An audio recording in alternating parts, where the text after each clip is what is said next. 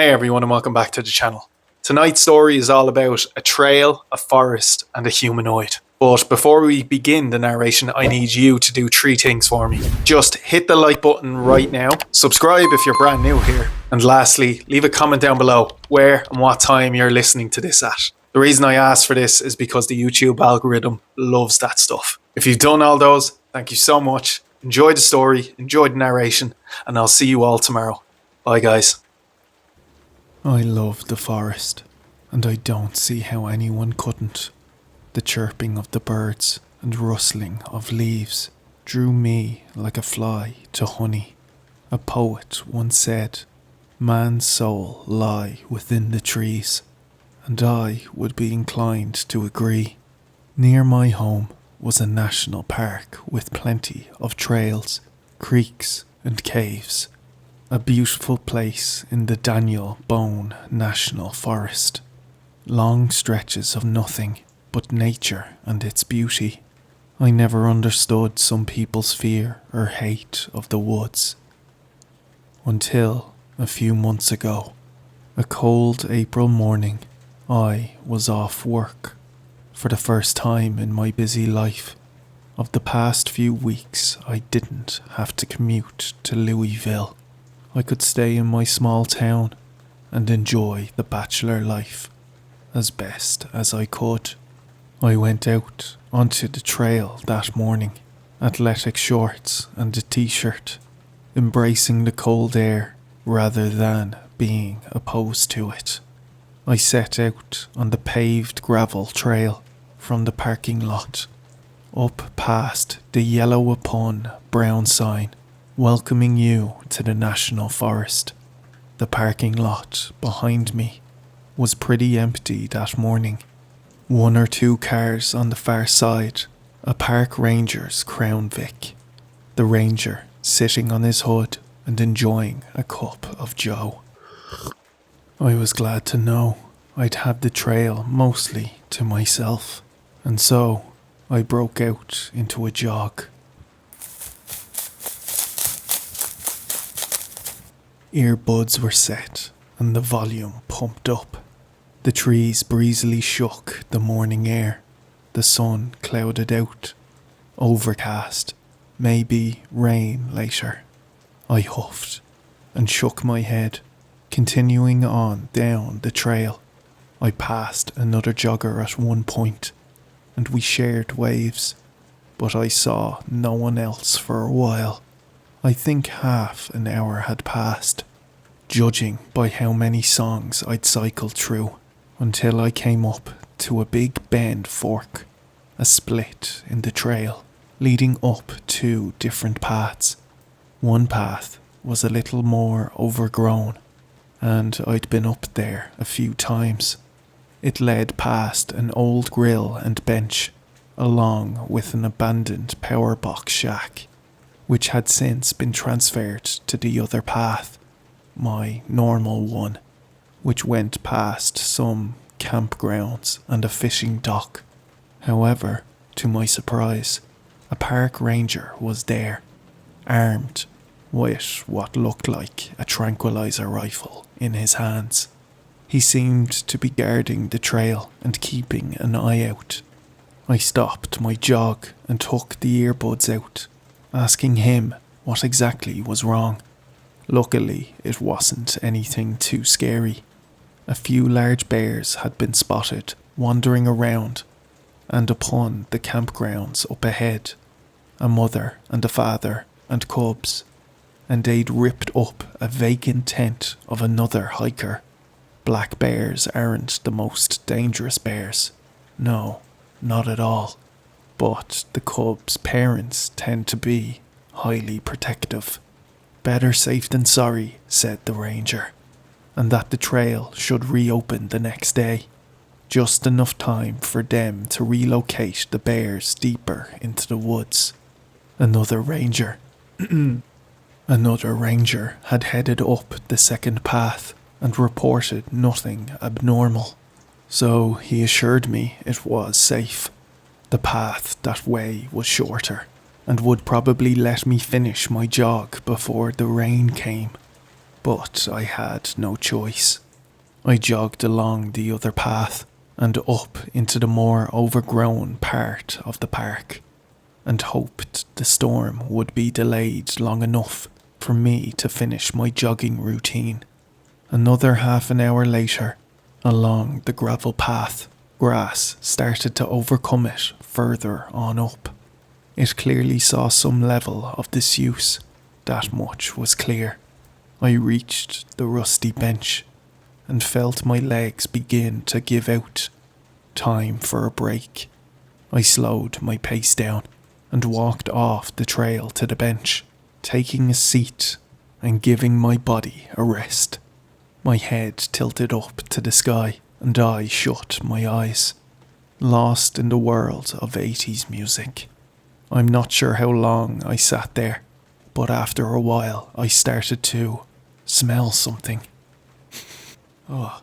Something wafted over to me, and I couldn't fully tell what it was. It seemed to be coming from further up the trail, near the power shed. Whatever it was, I hopped off the bench begrudgingly, stretching out and doing a few toe touches before continuing on the trail. The smell became more pervasive as I made my way further up. I started seeing some kind of material along the trail. Bits of red, black, and some grey, strewn along the sides of the trail in odd patterns. I stopped and picked up a few pieces of black hair stuck to them thanks to the static. They were pieces of tarp, maybe from that fence. It would make sense. They continued up the grassy trail towards the distant power shed. Something told me not to check it, that it may be the bears, but I knew there was another ranger out here, so I carried on. That's when the smell got worse. I could see red spray on the grass, reddishness over parts of the tarp, leading up to the old, rusty, cream-coloured shed building. I could tell from the trail that the shed door was open, and that the trail of this paint, or no, it couldn't have been blood, I thought, but I followed it. Breaking off the trail, I walked up to the shack.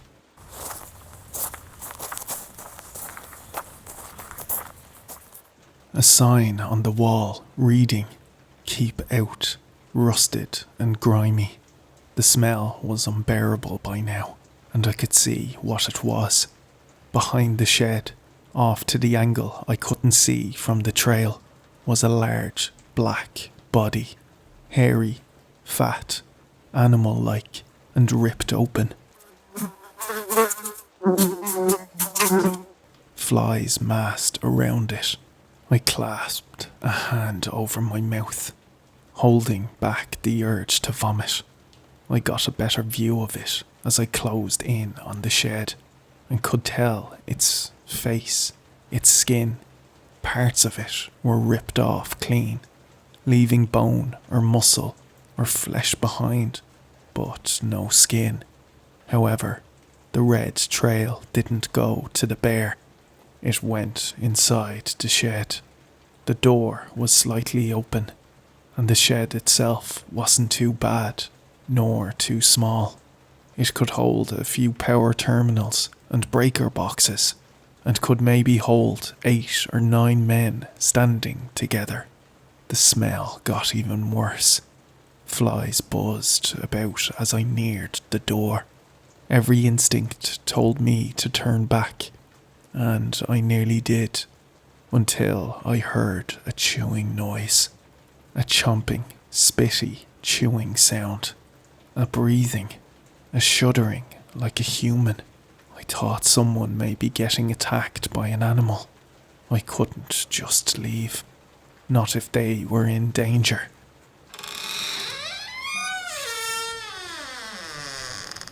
I pressed the door open slowly, but surely, pale light from the outside beaming in, dust particles scattering from it, as more of the room was opened up and illuminated. The old power boxes and monitoring systems were dusty, destroyed, long since vandalized and abandoned. The red trail continued, blackened and thick inside the shed, to a dark corner. I could make out a silhouette in the dark, something huddled. Or maybe sitting or laying, I couldn't tell. My hand remained over my mouth, the smell absolutely unbearable by now. But I pushed the door further open. The sounds of chewing stopped, and as the wave of light rushed over from the open door, I wish I hadn't been there. A man, but not a man, a humanoid, maybe, sat there. His palms were bloody and bony, bare claws shoved into his fingers, where nails had seemingly been ripped off. His body was pale and patchy with thick hair, and what seemed to be fur, some grey and falling out, some black and fresh.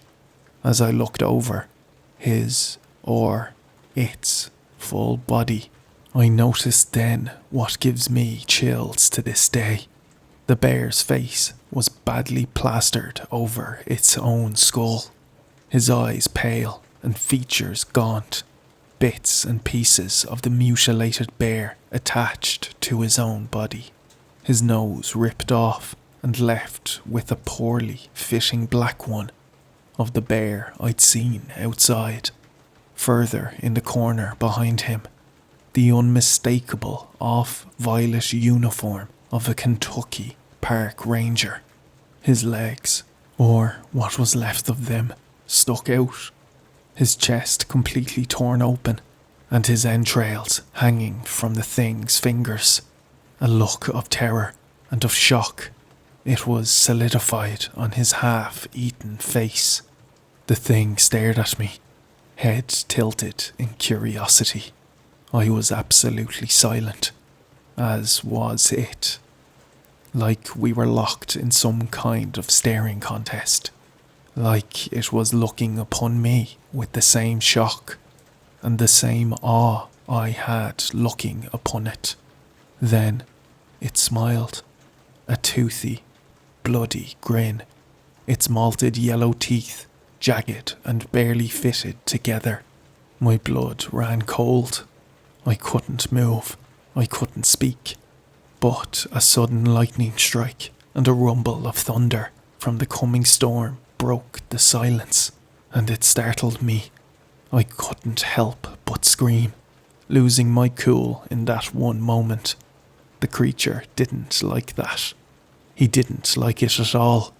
Maybe he perceived me as a threat or as a prey, but it let out a howl, an unnatural howl, and it lunged on the floor.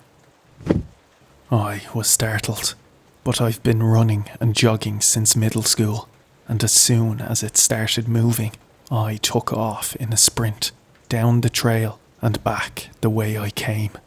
Away from the shed, away from whatever the hell was chasing me. But it screamed like a banshee and ran like one too. I could hear its footsteps right behind me, its bestial, primordial grunts and screams as it pursued me. I lost all track of time as I ran, all sense of being. Adrenaline rushed through me and I was on autopilot. I screamed for what seemed like an eternity until I nearly reached the Big Bend Fork. I looked behind me to see if I could still see it, but I couldn't. I couldn't see anything behind me for the length of the trail, but I didn't see something in front of me, and I tripped. I fell on something hard, but soft, fleshy and squishy, and immediately felt very warm all across the front of my body, warm and uncomfortably slick. I struggled to stand, but my hands only met something squishy, a mass of wetness and disgusting, slimy surfaces. I sat up from whatever it was. and could see only red. I wiped my eyes clean and then discovered I'd fallen into the body of the park ranger.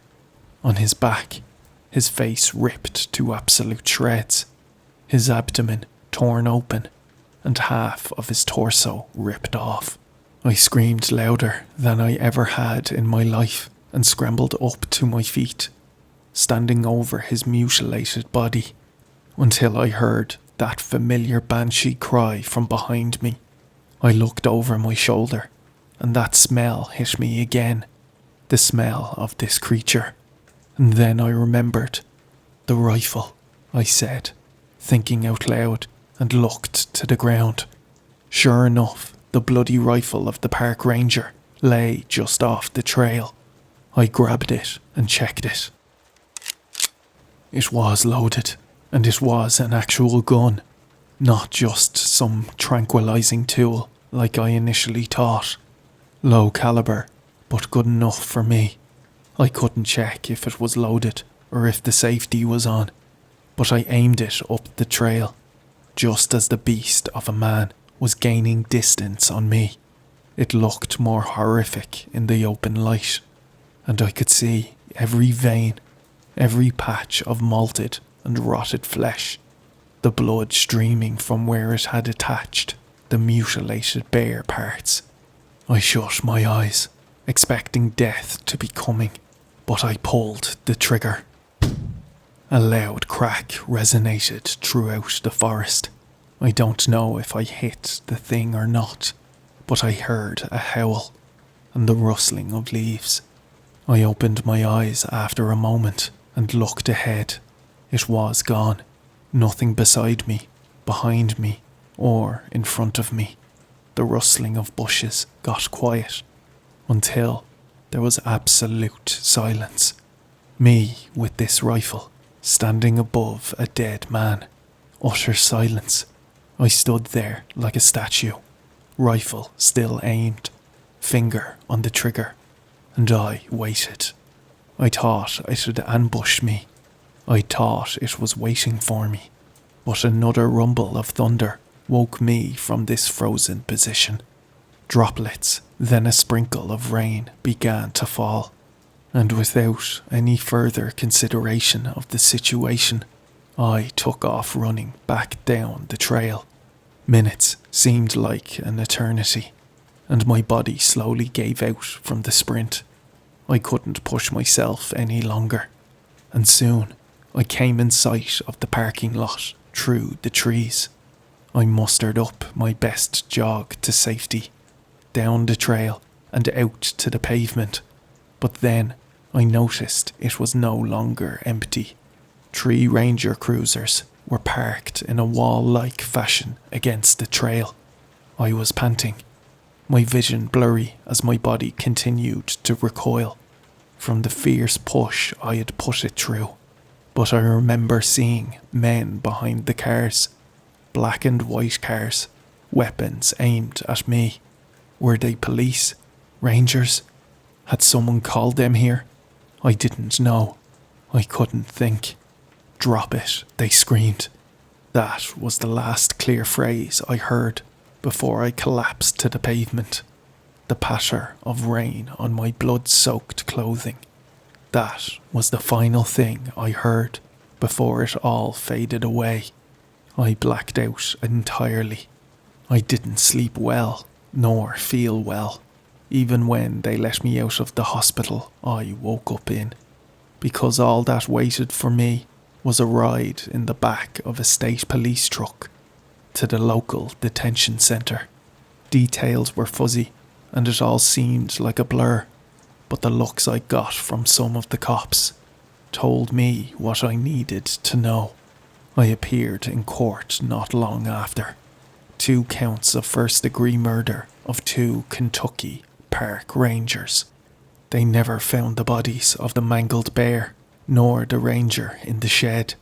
But with my clothes caked in blood and a crimson-spattered weapon in my hand, I was the only possible suspect to them.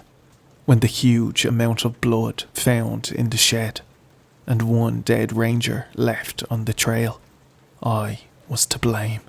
I tried to plead my story. I wanted to. But even running it in my head sounded ridiculous. That a bear man had killed both men and I was only out for a jog. That my DNA was on the corpse of one and his blood was on me because I tripped and fell on him. An idiot might believe that. But sadly for me, the justice system wasn't as dumb as some people say it is. It's been 8 months since I was placed in prison. 8 months that I've been having to wear a jumpsuit, shower in a public shower, eat the slop they give us. 8 months because of my curiosity and my love of jogging. They're still doing tests and trying to determine every possible factor, but their search across the forest turned up no signs of the dead ranger. No other body to prove the case that I had nothing to do with the deaths of these men. They thought I was potentially insane, with the trauma I had of the day showing true, and my story of a monstrous bear man being the murderer. My assigned therapist gave me this journal to write my thoughts in. And even if I'm not insane, it still comforts me to write my story. It comforts me to know that maybe, just maybe, I'll be proven innocent. And I'll get to be out of this place and back to my normal life. But I'll never go jogging in the woods again. That other man couldn't have killed the first ranger I met. He was at the shed. There are multiple things out there in the woods. Old things that maybe not even Appalachian folklore speaks of.